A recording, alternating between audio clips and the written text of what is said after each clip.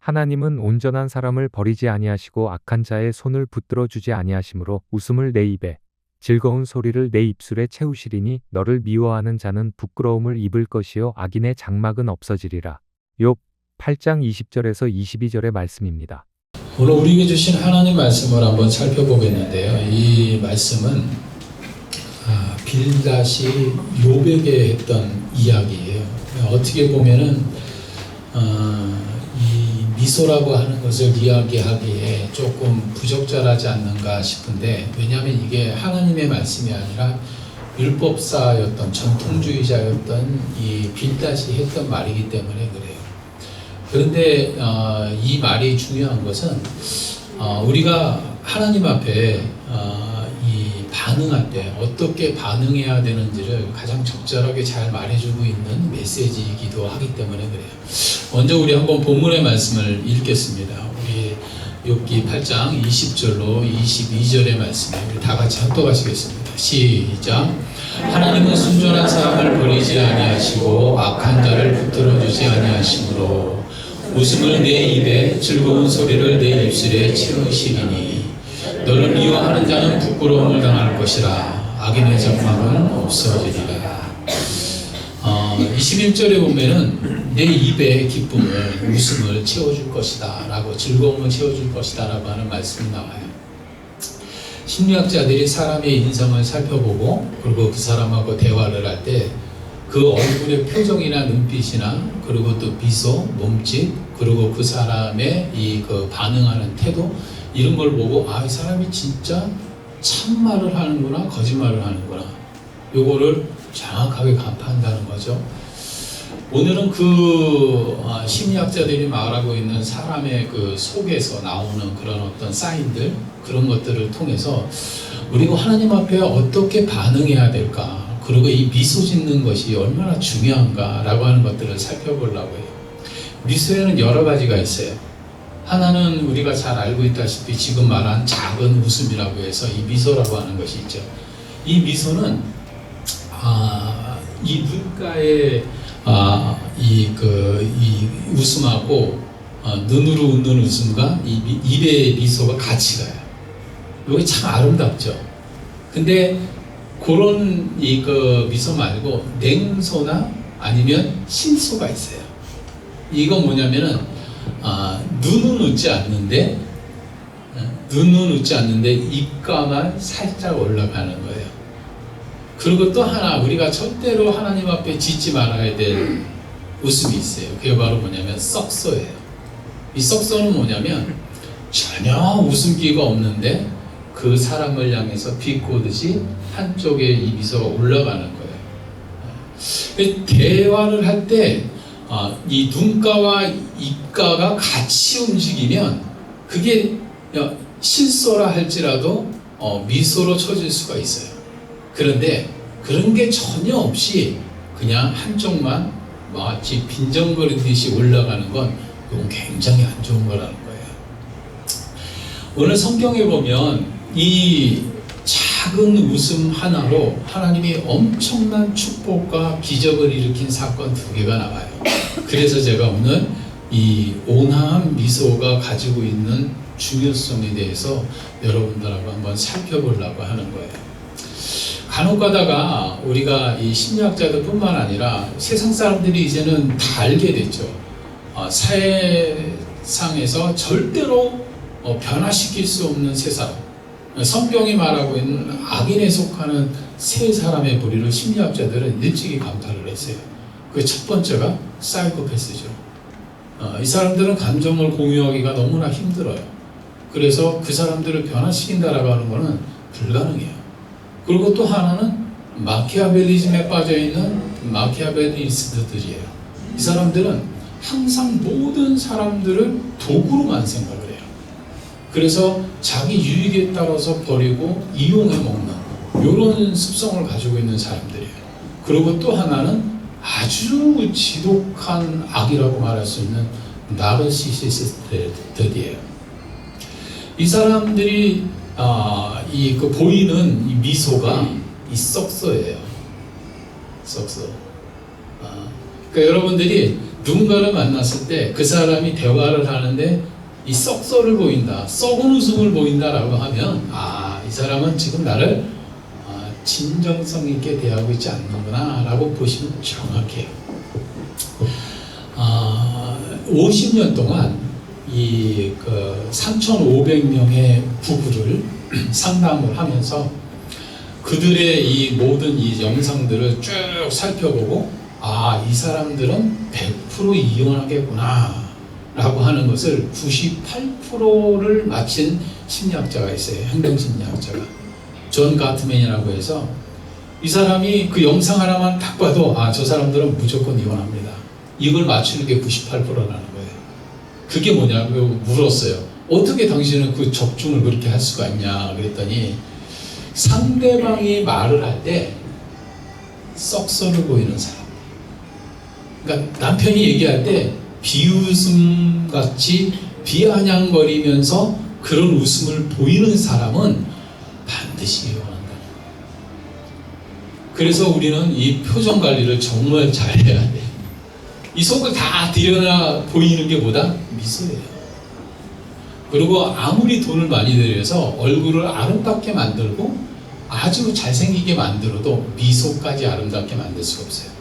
그러니까 쉽게 말해서 성형을 잘 해놓은 어떤 여인이 있는데 웃을 때 굉장히 부자연스럽고 안 이쁜 사람들이 있어요. 근데 성형을 안 해도 정말 미소만 지어도 굉장히 아리답게 보이는 사람들이 있다는 거죠. 이 미소라고 하는 것은 영혼의 소리 없는 언어라고 할 수 있어요. 그러니까 쉽게 말해서 내 영혼의 상태가 어떻다라고 하는 것을 미소가 그대로 다 드러낸다는 거예요. 그러니까 여러분들이 이제부터 이 미소의 개념을 잘 알고 절대 입가에 썩소를 보이지 마세요. 이 썩소는 불의 얼굴을 봅니다. 인간관계를 파괴한단 말이에요.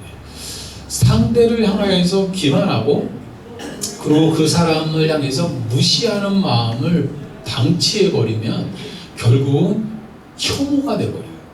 그래서 하나님 앞에서는 절대 이 썩소를 보이면 안 돼요.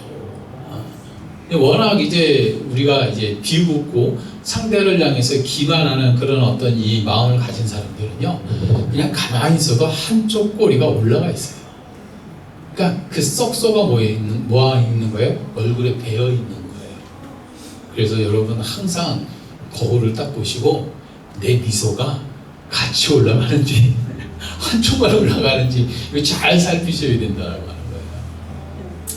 제가 일본에 친구가 선교를 가서 지금 거의 한 20몇 년 했을 거예요. 그 친구가 이제 부탁을 해서 가서 강의도 좀 해주고 대접을 받는데 식당에 딱 들어갔는데 이 서빙하는 자매가 와서 막 이렇게 상냥하게 이야기를 하고 아주 친절하게 접대를 하는 거예요. 그래서 참 일본 사람들은 너무 친절한 것 같다. 그랬더니 이 친구가 싹 웃으면서 하는 얘기가 일본 사람들 너무 친절하다는 거예요.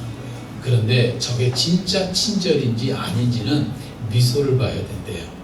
내가 봤을 때 다 생글생글거리고 웃고 있는데 다 좋은 것 같은데 그랬더니 아니래요. 일본 사람들은 저 사람의 미소가 진짜인지 아닌지를 어떻게 하냐면 고개가 돌아갈 때까지 웃고 있으면 진짜라는 거예요. 근데 가짜 웃음은 뭐예요? 돌아가기 전에 없어진다는 거예요. 이게 왜 중요하냐면 일본 사람들은 에도 시대라고 해서 500년의 그 세월을 살았잖아요. 이 시대를 살면서 북한처럼 오호제를 만들었어요. 그러니까 5가정 중에서 한 가정을 감시하는 거예요. 그래서 속을 이야기하거나 진실을 얘기하면 죽는 사회였어요. 그래서 그들은 항상 미소 가운데 포카페사를 하고 사람을 대하는 게 몸에 배어 있다라고 하는 거죠. 그런데 그 웃음 뒤에는 굉장히 잔인한 그 속성이 숨겨져 있다라고 하는 거예요. 우리나라 사람들은 그거 다 당해봐서 알잖아요. 그러니까 이 미소라고 하는 것을 우리가 어떻게 하나님 앞에 짓고 있는지를 통해서 하나님은 꿰뚫어본단 말이에요. 우리가. 여러분들이 진짜 웃고 있는지 진짜 속으로 하나님 앞에 간구하는지 아닌지를 하나님은 여러분 인상만 봐도 알아요. 사람도 아는 지경인데 하나님이 그걸 모르시겠어요. 자, 그렇다면은 이 미소에 대해서 우리가 한번 좀 살펴보자는 거예요. 어떻게 하나님 앞에 웃음을 지어야 될까? 성경에 보면은요, 이 중심이 아니라 이 미소입니다. 이 미소라고 하는 이 단어를 한번 살펴보면, 창의 커튼을 딱 벗겨서 그 안에 바깥의 빛을 들어오게 하는 것이 스마일이라고 하는 단어의 원뜻이에요. 그러니까 미소가 어떤 의미다? 영혼에 빛을 담아내는 그러한 그 행위다라고 하는 거예요. 미소 지을 때 뭐가 들어온다? 빛이 들어온다는 거예요. 그리고 또 하나는 겔로스라고 해서 헬라어의 말인데, 이거는 응축되어 있었던, 막 이렇게 응축되어 있던 빛이 이게 차고차고 막 넘쳐가지고 마치 막 바깥으로 삐져서 막 쫙 발산해 나가는 거죠. 그걸 말하는 거예요. 그러니까 이 미소는 속내를 감출 수 있다 없다? 없어요. 여러분 안에 있는 그 기쁨이, 응축되어 있는 기쁨이 막 억제되지 못해서 막 틈새가 막 빠져나오는 게 미소이기 때문에 그래요. 그래서 미소가 아름다운 거예요. 그리고 페어크라고 해서 이 히브리어의 뜻은 뭐냐면 가장 깊은 것. 그러니까 내 안에 가장 바닥에서부터 솟구쳐 오르는 어떤 순수함이라고 하는 뜻을 가지고 있어요. 그래서 미소가 아름다운 사람이 아름답게 보이는 이유가 이거예요. 순수만큼 인간을 아름답게 만드는 미는 없거든요. 이런 뜻을 가지고 있는 것이 바로 이 미소다라고 하는 개념을 여러분들이 조금 이해를 하시고, 오늘 이 온화한 미소에 대해서 한번 살펴보는 시간을 가질게요. 성경에 보면 이 미소 하나만으로 하나님 앞에 엄청난 복을 받은 사례가 3건이 나와요. 저는 성경 여태까지 그렇게 읽어봐도 그거 모르겠던데요. 아니, 3건이 나와요. 그 중에 첫 번째가 바로 누구냐면 아브라함과 누구예요? 사례예요. 이들이 자녀가 없이 이제 100세 가까이, 그리고 사라는 90세 가까이 살았어요. 바로 그 직전에 소돔과 고모라를 멸하기 위해서 세 천사가 찾아오죠. 그 세 천사들이 적대를 잘 받고 난 다음에 내년에 이맘때 사라가 아들을 낳을 것이다 라는 이야기를 해요. 이 얘기를 딱 듣고 난 다음에 사라가 어떻게 해요? 웃어요. 어디에서? 장막 뒤에 숨어서 속으로 웃어요. 그리고 사라만 웃었나요? 아니에요. 아브라함은요, 엎드려서 땅에 엎드려 가지고 아이 무슨 주책이야 그러면서 속으로 웃어요. 그런데 아브라함이 웃는 거는 얘기를 안 하는데 사라가 웃는 거는 탁 집어서 얘기합니다. 사라야, 네가 왜 웃느냐라고. 그랬더니 사라가 뭐라 그래요? 나 안 웃었다고. 나 안 웃었다고. 그래요. 그랬더니 뭐라 그래? 아니야, 네가 웃었어. 이 속에서 감춰져 있던 그 미소를 보고 그 사라가 내비친 그 허탈하고 좀 뭐랄까 냉소적인 믿음이라 그 웃음이라 그럴까요? 이게 말이 되냐고요. 이제 내 몸에 경수가 끊어져서 더 이상 아이도 낳을 수가 없는데 이게 말이 되냐고요. 그러면서 속으로 아이 뭔 얘기야 그러면서 아주 냉소적으로 실수를 보이는 거예요. 여러분은 어떻습니까? 죄종이 반드시 좋은 일이 일어난다고 하나님이 당신의 삶 가운데 놀라운 일들을 행할 것이라고 막 그렇게 선포를 해요. 그때 여러분들이 인생을 살아보고 신앙생활 20-30년 하고 난 다음에 별다른 것 없던데요. 목사님이 아무리 그런 얘기 한다고 해도 그냥 좋은 말 덕담하는 뜻이 하는 거겠지. 그러면서 혹시 실수를 보이지 않습니까? 알기는 알겠는데 내가 살아보니까 내가 겪어보니까 목사님 그렇게 나한테는 대박 터지는 일이 없던데요. 그냥 고만고만하게 살아왔고 어찌어찌해서 이렇게 세월을 보내왔는데 별다른 것 없이 여기까지 왔는데 목사님이 지금 그렇게 축복한다고 내 인생에 별다른 게 있겠어요? 그러면서 보여지는 웃음들이 있어요. 이게 실소라는 거예요. 우리는 이런 실소를 많이 짓고 삽니다. 믿음 좋은 사람들이, 그리고 또 하늘에 속해 있고 나름대로 성령으로 충만한 사람들, 여러분의 삶을 향해서 예언적 선포를 하고, 그리고 또 성경을 읽으면서 그 성경 속에서 우리에게 무한한 꿈과 희망을 막 주었을 때 이렇게 냉소적인 웃음을 보일 때가 있어요.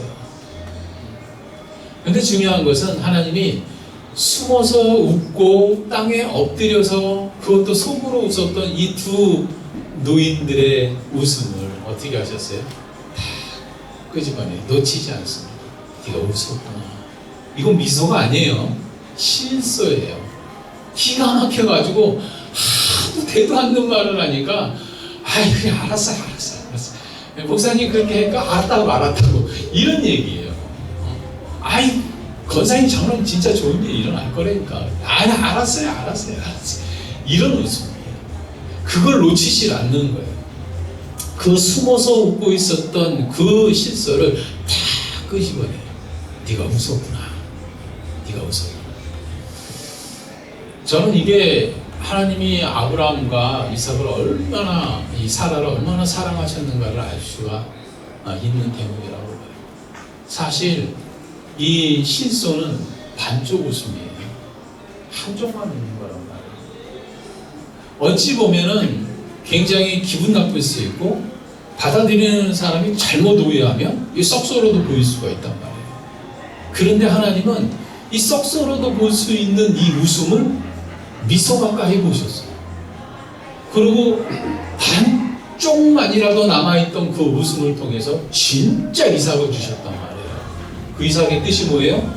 웃음이에요. 웃음. 그래서 사라가 나중에는 뭐라고 해요? 야, 모든 여인이 더불어 나와 함께 웃으리로다. 그런단 말이에요. 그리고 이삭을 부를 때마다 그는 어때요? 웃었어요. 그 웃음 자체가 이삭이었기 때문에 그래요. 반쪽밖에 안 남은 미소였지만 하나님은 그 반쪽의 미소를 통해서 영원히 웃게 만드셨다라고 하는 거예요. 왜? 이삭을 주셨고 웃음을 주셨고. 여러분의 삶 가운데 하나님 앞에 이런 반쪽 웃음만이라도 보여지는 역사가 있게 되기를 주님의 이름으로 축원합니다. 이 빌닷 같은 사람이 이 미소를 보지 않았겠어요? 욥이 되도 않는 말들을 막 친구들이 와서 해대는 거예요.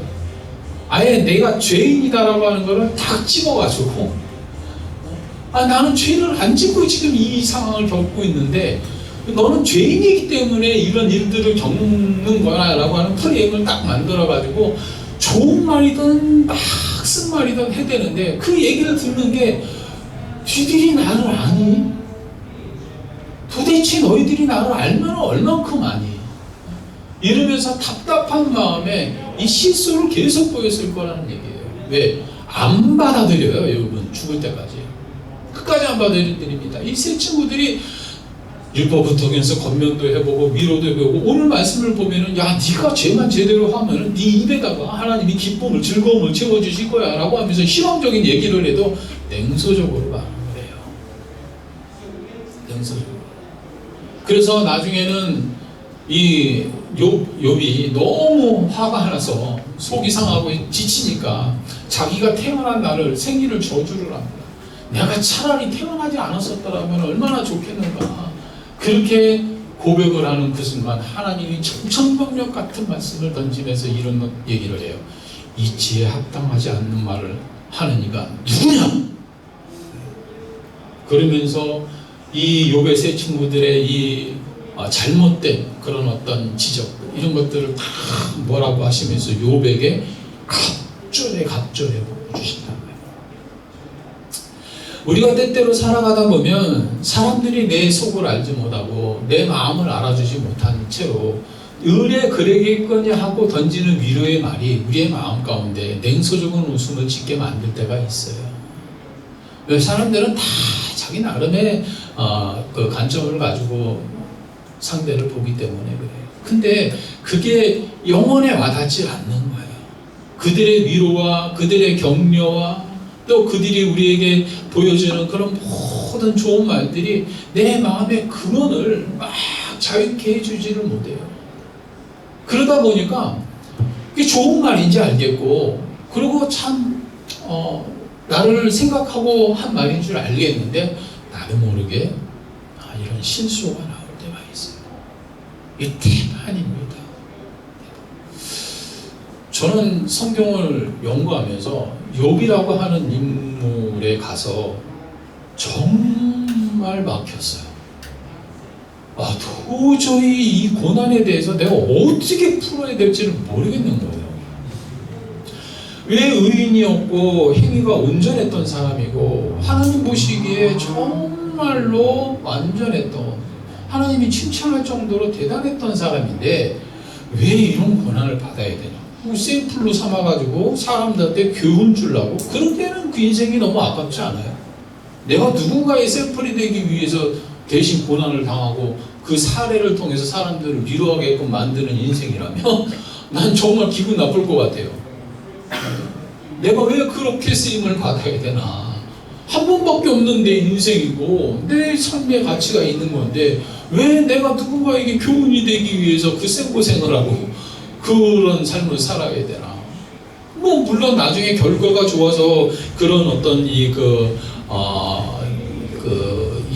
좋은 사례가 된다면 감사한 일이겠지만 이거 당하는 사람 입장에서는 썩 좋은 일 아니라는 거예요. 그래서 그런 어떤 사례가 된 사람들을 보면은요, 사람들이 칭찬하고 사람들이 막 격려를 해도요, 냉담합니다. 왜? 속이 썩을 대로 썩었거든요. 마음이 상할 대로 상해버려 있거든요. 아무리 내가 영광의 면류관을 쓰고 내가 아무리 사람들 앞에서 대단한 영향력을 끼치는 인물이 됐어도 고생 죽어라 하면서 뭐했어요? 정말 죽다 살아났거든요. 그래가지고 웃음이 안 나오는 거예요. 웃음이. 때때로 우리는 그럴 때가 있다는 거죠. 근데 욥기를 계속 연구하면서 묻고 또 물었어요. 도대체 왜 하나님이 욥에게 그랬을까? 그냥 사단이 와가지고 이상하게 참소하고 내가 제 하나님이 복 주셔가지고 저러는 거지 저거 다 걷어가면 저 별것 아니요 라고 하는 말에 하나님이 홀렸을까? 하나님이 그따위 말에 홀려가지고 사람을 그 징역으로 만든다면 그 하나님이 아닌 거죠. 사람이 뭐라고 참소를 하든지 간에 하나님이 우리에게 아니야 욥은 그렇지 않아 그러고 믿어버리면 끝고 인정하면 끝나는 거지. 그 말을 듣고 난 다음에 너 진짜 그런 거 아닌가 내가 테스트 해볼게 이렇게 주대 없이 행동한다면 하나님이 아니신 거죠. 만약에 하나님이 나한테 마귀 말 듣고 그 고난을 줘가지고 나를 골탕 먹였다 그러면 난 하나님 앞에 엄청 삐져버릴 것 같아요. 그거 솔직히 안 삐지겠습니까? 기분 안 나쁘겠습니까? 아무리 하나님이라도 기분 나쁘죠. 과연 그랬겠냐는 거예요. 그래서 저는 그런 관점에서 욥을 보면서 도저히 이해가 안 갔었어요. 그러니 그 친구들이 그 좋은 말을 쏟아내고 엄청나게 귀한 말들을 쏟아냈는데도 불구하고 실실 웃는 거예요. 그냥 웃기지 마. 얘네가 뭘 한다. 그런데 중요한 것은 욥기 3장에 가면 이 원인이 나와요. 자녀가 죽고 재산을 다 탕증해버리고 온통 풍지박산이 딱 돼버리고 난 다음에 욥이 3장에 가서 뭐라고 얘기하냐면 나의 두려워하던 것이 내게 임하였으며 내가 무서워하던 것들이 내게 달하였노라. 이게 뭐예요? 욥은 날마다 내가 뭔가를 잘못해서 하나님이 나에게 징계 주시지 않을까. 자녀들이 파티를 열고 생일 때 돼서 자기 형제들을 불러서 막 잔치를 딱 벌이고 나면 그들의 수요대로 행여 이들이 죄를 짓지 않았을까봐 날마다 번제를 수도로 들었다는 얘기가 나와요. 이게 뭐예요? 조금이라도 하나님 앞에 눈에 거슬리고 조금이라도 하나님 눈에 벗어나서 얘네들한테 무슨 재앙이 임하지 않을까 이런 두려움이 항상 그 마음 가운데 있었다는 거예요. 그래서 그 두려움이 그 무서움이 내게 임하였다고 그래요. 그러니까 쉽게 말해서 그 재앙은 누가 썼어요? 욥이 썼단 말이에요. 욥이. 하나님을 믿는 자가 진리 가운데 자유해지고 성령 안에서 평안을 누려야 되는데 행여 내가 이런 행동 때문에 이런 재앙이 이런 고통이 임하지 않을까 날마다 두려워해서 번제한 거예요. 그 하나님은 제대로 안 거예요? 모르는 거예요? 제대로 모르는 거예요. 그래서 하나님이 뭐 하신 거예요? 내가 제대로 알게 해줄게. 요봐, 내가 누군지 제대로 알게 해줄게. 그리고 그 고난을 허락하신 거예요. 여러분은 어떻습니까? 여러분 신앙생활할 때 내가 이런 행동을 했기 때문에 우리 자녀가 이런 행동을 했기 때문에 마치 그들에게 하나님의 은혜가 끊어져 버리고 하나님이 그들을 내치지는 않으실까? 내가 이런 어떤 말들 때문에 이런 행위들 때문에 하나님이 나에게 부어주시는 그 은혜를 멈추고 나에게 시련을 당하지 않으실까? 그런 두려움이 있습니까? 그렇다면 그 두려움 앞에 한 가지를 질문해 보세요. 그럼 왜 하나님이 나한테 예수를 줬는데 그런 것들이 내게 임하지 않기 위해서 하나밖에 없는 독생자를 희생 제물로 내 죄를 대속하는 제물로 삼으셨는데 왜 예수님을 나한테 주셨는데 그 따위 저주가 그 따위 재앙이 나에게 닥칠 거면 왜 예수가 이 땅에 왔는데 이거 던져보셔야 된다라고 하는 거예요. 아멘? 이 질문을 던지지 못하면 우리는 계속해서 그 재앙이라는 저주라는 알고리즘에 빠져가지고 계속 구타령하고 살아요. 계속. 여러분 안에서 예수 십자가 보혈의 권세와 능력으로 죄와 사망과 저주와 모든 질병과 가난의 사슬을 끊어내는 역사가 있게 되기를 주님의 이름으로 축원합니다. 이것을 알고 미소 짓는 사람은 승리하는 거예요. 예수 십자가 보혈을 통해서 우리의 삶 가운데 가난과 저주와 질병과 사망이 사라져버리고 부요가 임하고 그리고 강건이 임하고 범사가 늘 하나님 사랑 안에서 형통한 그런 삶이 예비되어 있다. 나는 이리 살고 저리 살지라도 어쨌든 하늘나라 가면 하나님 앞에 상 받는 존재요 멸관 쓸 존재라. 그리고 난 반드시 예수님이 십자가를 통해서 죽음에서 승리하셨듯이 그 승리는 내 승리다 라고 믿는 사람의 웃음은 썩소가 될 수 없어요. 아멘? 이 믿음으로 웃으세요. 이 믿음으로. 그러면 하나님이 그 반쪽짜리 믿음으로도 웃음으로도 놀라운 기적을 이뤄내실 거예요. 사람들은 빌갑과 스바 사람 이 친구들처럼 야, 네가 하는 말 하나하나 꽁투리 잡아가지고 자꾸 율법적으로 정죄만 하려고 들 거예요. 네가 그렇게 된 건 이런 원인 때문이야. 막 정죄를 하고 지적을 하려고 할 거예요. 그리고 사람들이 이 욥이 웃고 있는 모습을 보고 더 화가 나가지고 더 강하게 정죄를 하잖아요. 더 완벽한 논리로 막 공격을 하잖아요. 꼴이 보기 싫은 거예요. 좀 겸손하게 받아들이면 좋을 텐데 받아들이지 않고 바들바들 웃기거든요. 그러니까 그게 싫은 거예요. 그래서 막 더 적나라하게 막 폐부를 찔러가면서 정죄를 한단 말이죠. 그 반쪽짜리 웃음이 기분 나쁘다는 거예요. 그러면서 사람들은 계속해서 강도를 높입니다. 그런데 그 반쪽짜리 웃음을 보고 있는 하나님은 달랐다는 거예요. 이 고통과 고난 속에서도 웃음이 반이라도 남았구나. 이게 하나님이 우리를 보시는 거란 말이에요. 아멘? 반쪽짜리 웃음만으로도 하나님은 이삭을 다 주시면서 너 이제 계속 웃을 거야. 죽을 때까지 웃을 거야. 아니 죽고 난 다음에도 이삭을 통해서 선민 이스라엘이 나오고 예수님이 나오니까 너희들은 평생 영원히 웃을 거야 라고 약속을 해주시고 복을 주셨단 말이에요. 여러분들이 지금 당하고 있는 그 고통 속에서 하나님 앞에 그 반쪽 웃음이라도 보인다면 하나님은 그거 안 놓칩니다.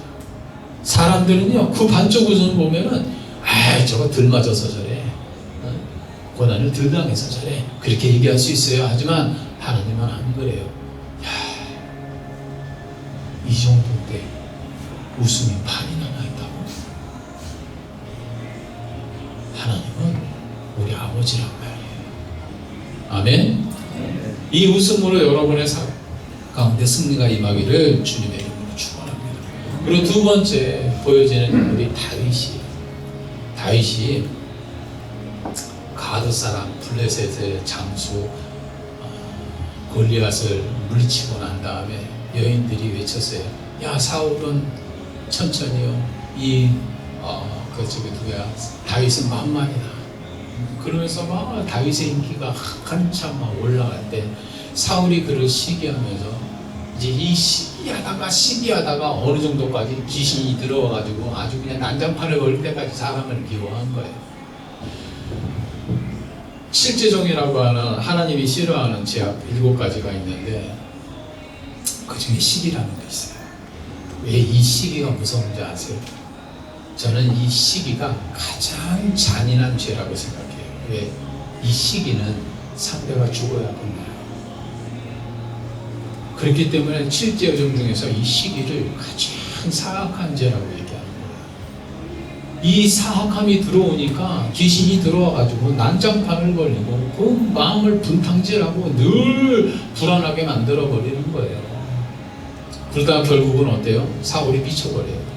그래서 다윗이 하프를 켜면은 귀신이 떠나갈 정도로 그렇게 이 심신이 미약해져 버리는 상태가 되버리죠. 그러다가 결국은 이 다윗이 이 사울에게 쫓겨가지고 여기저기 돌아다닌단 말이에요. 한참을 막 돌아다니고 그 젊은 청년이 기세를 떨치면서 지경을 넓혀도 시원찮은 판에 최고 권력자에게 낙인이 찍혀가지고 오갈 데 없이 그냥 그렇게 막 떠돌아야 된다라고 하는 게 기약 없이 그 왕 죽을 때까지 떠돌아야 되는데 그게 얼마나 답답하고 몇 빠지는 일입니까? 그러다가 이 다윗이 실로에 있는 성막에 가가지고 너무 배가 고프니까 그 제사장을 만나가지고 겨우겨우 힘을 돌리고 이 제사장이 야, 네가 죽인 다윗 그 골리앗의 검이다 그러면서 그 칼을 줘요. 이 칼을 다 품고 이제 나왔죠. 이 소식이 사울에게 딱 들려지니까 이 사울이 미쳐서 날려요. 진짜 미쳐버려요. 그래가지고 그 실로에 있었던 그 제사장들을 다 죽여버리는 거예요. 이 소문이 다윗에게 안 들렸겠습니까? 저거 단단히 미쳤구나. 아니 하나님이 기름 부으신 제사장을 저렇게 죽였다고?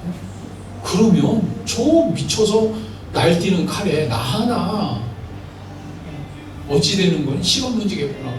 도망가다가 나중에는 안 되니까 도저히 사울이 쫓아올 수 없는 데가 어딘가 찾다가 가드로 들어간 거예요. 가드가 블레셋의 수도거든요. 그 골리앗의 고향이란 말이에요. 그러니까는 야, 이 적진까지는 못 들어오겠지. 그리고 오죽했으면 그 적진에 들어가가지고 문신을 했겠어요. 그런데 다윗은 대단히 유명했단 말이에요. 골리앗 죽이고 난 다음에 여인들이 입에 달고 노래를 부르거든요. 이 얘기도 누구에게 들렸겠어요? 블레셋 사람들이 들었단 말이에요. 그러면서 야, 저 사람 저 이스라엘 여인들이 다윗은 천천히요, 아까 사울은 천천히요, 다윗은 만만이라고 불렀던 그 청년 아니냐? 저 친구가 우리 최고의 장수 골리앗의 목을 쳤던 그 장수 아니냐? 그러면서 이제 막 표적이 돼버리는 거예요. 그러니까 참 잘해도 힘들고 보통도 힘들고 어떻게 잘했는데 잘한 게 그게 칼이 돼서 자기에게 돌아옵니까? 그렇죠? 최고의 공을 세웠는데 그게 오히려 자기를 죽이는 칼날이 돼서 돌아올 정도면 이거 하나님 너무하신 거 아니에요? 이 정도 되면 여러분들이 잘한 거예요. 너무나 하나님 앞에 훌륭하게 귀한 일들을 했는데 그게 여러분에게 칼이 돼가지고 돌아오게 되면 그거 솔직히 하나님 안 믿겠어요? 믿죠. 안 믿긴 왜 안 믿어요? 저는 목회하면서 이 시기와 질투를 평생 끼고 살았어요. 그래서 이 시기 받는 게 얼마나 잔인하다는 거라. 이게 한두 번 받는 게 아니라 매번 받게 되면요. 만약에 우리 교회가 잘 돼가지고 진짜 막 100이요 1000이요 막 이렇게 불어나게 되면요. 저 또 엄청 죽인다고 들을 거예요. 꼬투리 잡으려고 난리가 날 거예요. 잘한 것이 때때로 우리에게 칼이 돼서 돌아올 때가 있어요. 있습니다. 그게 없겠어요. 왜? 사람들은 시기하고 질투하고. 그런데 그런 와중에도 다윗은 포기하지 않고 절망하지 않아요. 참 다윗 대단한 사람이에요.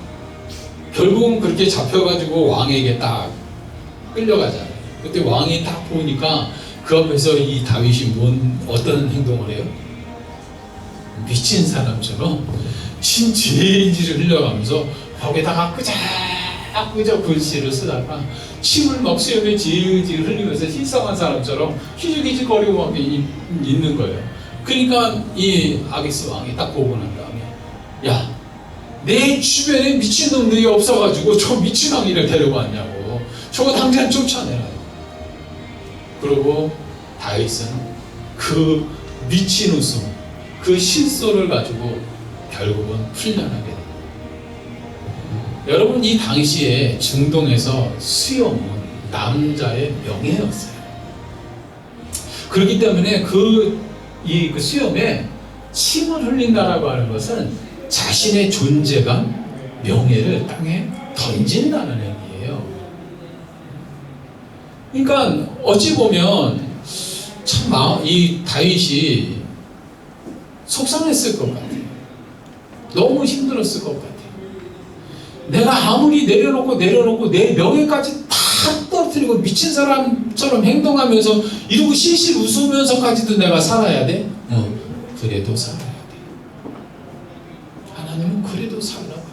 때때로 하나님은 우리가 아주 귀한 일을 하고 아주 누구도 해낼 수 없는 일들을 해내고 난 다음에 땅바닥에 탁 던져놓을 때가 있어요. 왜? 자고하지 말라. 너는 흙이고 이슬에 불과한 존재라고. 그리고 때로는 바닥을 다 내려치게 만들고 그 자리에서 이렇게 미치광이처럼 명예를 다 내려놓은 사람처럼 자존심도 자존감도 다 내려놓은 사람처럼 지금 진리를 흘려가면서 그냥 살겠다고 웃음을 지어야 하는 그런 상황이 있을 때가 있단 말이에요. 신앙생활에도 그런 생활이 있습니다. 있어요. 그러면서 그 바닥에서 모든 것을 다 내려놨을 때 구사일이 생각하는 거예요. 아, 이제 저놈은 내가 상대할 놈이 아니구나. 이젠 쟤는 신경 쓰지 않아도 될 것 같아. 그리고 사단이 등을 딱 돌리죠. 저 정도 됐으면은 쟤는 이제 끝난 거야. 그리고 딱 짓밟아 놓고 난 다음에 야, 쟤 됐어 이제. 그리고 딱 돌아서죠. 근데 사단이 큰 실수를 하는 거예요. 제가 10수년 동안 뉴질랜드에 가서 그 사역을 하면서 제가 마지막에 여기 오면서 우리 성도들한테 했던 얘기가 있어요. 거기 가서 몇 안 되는 성도들이고 어떻게 해서 교회를 자립시키고 또 교회 건물을 매입하고 이런 우여곡절의 그런 상황들이 있었어요. 진짜 너무 외롭고 힘든 시절들이 있었어요. 그때마다 내 마음 가운데 하나님 앞에 고백하는 것이 하나가 있었어요. 사탄이 그렇게 고통을 주고 아픔을 주고 서러움을 주고 그리고 불명예를 주고 그런 악을 막 쏟아내고 막 그럴 때 그걸 다 맞으면서 하나님 앞에 고백한 게 있어요. 그리고 사탄한테 제가 그런 얘기를 했어요. 사탄아, 네가 나를 짓밟을 수 있고 묶어놓을 수 있고 나를 침묵하게 만들 수 있고 나를 비참하게 만들 수 있어. 잘했다. 그로 인해서 내 자존감도 바닥을 칠 수 있었고 정말로 죽음에 가까운 고통 속에서 고독을 느낄 때도 있었어요. 차라리 죽는 게 좋겠다. 하나님 앞에 내 생명 걷어가 달라고 기도했던 적도 있어요. 그런 지경에 다다르면서 하나님 앞에 제가 그 고백을 했어요. 사탄아, 잘했다. 너는 나를 밟았고 일어서지 못할 지경까지 나를 던졌고 절대로 승리할 수 없는 그런 마음까지 주었다. 그런데 네가 모르는 게 하나 있었구나. 너는 절대 나한테 시간을 주지 말았어야 됐어. 그 그 외로움과 고통 속에서 하루에 11시간, 12시간씩 성경을 연구했고 그 십수년 동안 성경을 더 많이 알기 위해서 인문학의 족보를 꿰가면서 철학의 그 기조를 다 깨가면서 파고 그 안에서 하나님이 주시는 그 진리의 생수를 찾기 위해서 13년을 헤맸거든요. 저는 방에서 나오질 않았어요. 화장실 가는 시간도 아까웠어요. 하루도 빼지 않고 그 짓을 했어요. 그래서 얘기할 수 있었어요.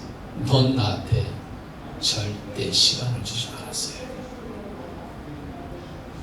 여러분의 삶 가운데 사단이 여러분을 어떻게 짓밟고 어떻게 뭉개놔서 일어날 수 없을 정도로 확 누른다 할지라도 아니요, 나를 죽이지 못하는 권한은 나를 강하게 할 뿐이에요. 아멘? 여러분 그 권한 갖고 안 죽습니다. 그 과정 속에서 하나님이 명예도 던져봐라. 네가 가지고 있는 모든 유명세 그리고 또 사람들이 너를 향해서 올렸던 그 칭송들, 그 칭찬들 다 던져봐라. 그러고도 그 바닥에서 나를 향해 고개를 들 수 있냐는 거예요. 이 사람 못 감당합니다. 이제 왜?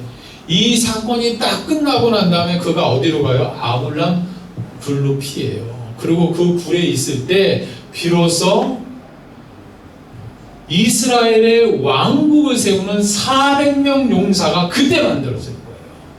이 바닥을 치고 난 다음에 자기의 명예를 미친 사람처럼 던져놓고 진짜 비참하게 살아남았는데 그 살아남은 다윗에게 하나님이 백성들을 보내주기 시작하는 거예요. 그 다음부터 이 빚에 쫓기고 병들고 고통받았던 사람들이 다윗에게 하나 둘씩 나오기 시작합니다. 그러더니 그 사람들의 무리가 많아지더니 그 중에서 용사 300이 걸러지는 거예요. 이때 이 비참함 뒤에 아둘람굴에 찾아왔던 이 300명 400명의 용사를 통해서 이스라엘 통일 왕국을 세운 게 다윗입니다. 웃을만하죠? 웃을만한 거예요. 아무리 우리가 실성한 사람처럼 웃을 수밖에 없고 비참하게 그 웃음을 보여야지만이 살아남을 수밖에 없을 정도로 자존심이 뭉개져 버리고 자존감이 깨어지는 상황이 있다 할지라도 그거 견뎌내면 하나님이 그 다음부터 사람을 모아주기 시작해요. 그 사람을 위해서 자신의 목숨을 던지고 적진에 들어가서 물 한 컵을 가져올 정도의 용사가 만들어진다라고 하는 거예요. 아멘? 우리 하나님은 이 작은 미소 하나만으로도 이런 은혜를 우리에게 끼치게 만드시는 거예요. 그러니까 여러분 잘 웃으세요. 누가 뭐라고 그러면 실없는 웃음이라도 괜찮으니까 그냥 웃으세요. 그래? 내가 이렇게 끝날 것 같아? 아니, 내가 아는 건 예수 믿는 사람은 이러다 마는 인생 없고 그렇게 끝나는 인생 없어. 나보고 그렇게 끝날 거고 나보고 이렇게 되다가 말 거라고 웃기시 마. 그러면 예수가 왜 왔는데? 왜? 예수는 나한테 무한한 찬스인데. 여러분의 삶 가운데 그 헛웃음이라도 놓치지 않고 쓰시는 하나님, 그 절망의 바닥 속에서 죽을 수밖에 없는 지경 속에서도 웃어낼 수 있는 그 믿음, 그 믿음은요, 사람들은 실수라 여기지만 아니요, 하나님은 미소로 보셨어요. 아멘? 우린 그 웃음으로 승부해야 된다는 얘기입니다. 중국 선교의 틀을 놓았던 허던스 테일러라고 하는 목사님이 계세요. 한 번은 한 청년이 너무 삶이 고되고 고통스러워서 절망하고 앉아있을 때였어요. 그때 이 목사님이 청년에게 묻습니다. 촛불은 언제부터 빛을 발할 수 있죠? 라고 물었어요. 그때 이 친구가 냉소적으로 웃으면서 목사님, 당연히 불을 붙이면서부터 빛을 발할 수 있죠 라고 얘기했어요. 이때 허던스 테일러가 이런 말을 합니다. 신앙도 행복도 마찬가지입니다. 지금 이 순간 미소 짓기로 결심하는 순간부터 당신의 삶은 빛나기 시작합니다. 아멘? 아멘. 웃으세요. 웃으세요. 하나님 앞에 반쪽 미소라도 보이세요.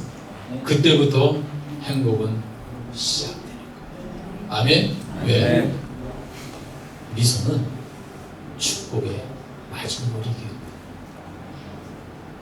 우리가 하나님 앞에 미소 지으면 하나님이 웃을 수 있는 샘물을 터뜨리는 분이세요.